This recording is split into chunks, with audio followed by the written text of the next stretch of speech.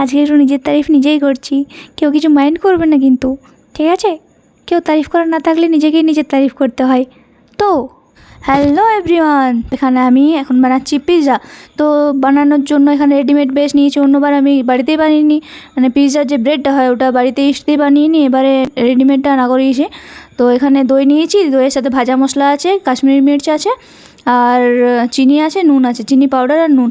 তো ভাজা মশলা বলতে ওই গোটা জিরে আর ধনে আর শুকনো লঙ্কা এগুলো একটু গরম করে নিয়েছিলাম খালি কড়াইয়ে ভেজে নিয়েছিলাম, তারপর পাউডার বানিয়ে নিয়েছিলাম ওটাই।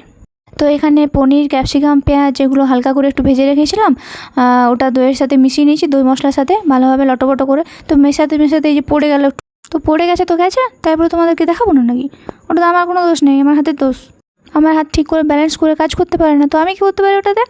তো এখানে একটা প্লেট নিয়ে নিয়েছি স্টিলের, আর ওই বেসটা নিয়ে নিয়েছি রেডিমেড। তো এটা দুদিকে ফুটো করা থাকে এরকম, যাতে ফুলে না যায়। তো বাড়িতে যখন বেসটা বানাই তখন ওরকম চামচে করে ফুটো করতে হয় যাতে ফুলে না যায় ব্রেডটা। তো এখানে আমি সসটা দিয়ে দিচ্ছি, মানে যে পিৎজা সসটা হয় ওটা, নরের পিৎজা পাস্তা সস, ওটা ভালোভাবে স্প্রেড করে দিচ্ছি। তো এটা তো আমি একটু চিনি দিয়ে দিয়েছি, মানে গুঁড়ো চিনি। তো আমি একটু মিষ্টি মিষ্টি পছন্দ করি, মানে আমি একটু মিষ্টি মানুষ, তো তাই আর কি মিষ্টি মিষ্টি একটু পছন্দ করি। আরে না না ছাড়ো, ইয়ার্কি সব ছাড়ো, ইয়ার্কি করছি না, সত্যি বলছি।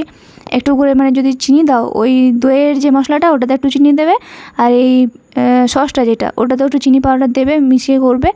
এত টেস্টি হয়, এত টেস্টি হয়, সত্যি বলছি, মানে মারাত্মক টেস্ট, একদম ব্যালেন্স টেস্ট। খেয়ে দেখবে তোমরা একবার, এরকমভাবে বানাবে আর খাবে, আঙুল হাত সব চিবিয়ে খেয়ে নেবে পিৎজার সাথে, দুর্দান্ত টেস্ট হয়। তো এখানে ওই পনির টনির যেটা মশলা করে রেখেছিলাম ওটা দিয়ে দিলাম ভালোভাবে চারদিকে, আর তারপর এখানে চিজ দিয়ে দিচ্ছি, মোজারেলা চিজ, মানে পিৎজার যে চিজটা হয় ওটা ভরপুর দিয়ে দিলাম এটাতে। তো আরও একটা বানানো আছে আমার, ওটাও দেখাচ্ছি তোমাদেরকে। তো এইভাবে পিৎজাটা একবার বানাও তোমার বাড়িতে। ভাবছিলাম যে রেডিমেড বেস এনে কেমন হবে টেস্টটা, সেটাই আর কি ভাবছিলাম। তো দুর্দান্ত হয়েছিল, একদম মারাত্মক। এখানে একটু চিলি ফ্লেক্স দিয়ে দিয়েছি আমি, এই যে এই একটা, আর ওই নিচে একটা, ওই দুটো এবারে ওভেনে দিয়ে দিয়েছি এখানে।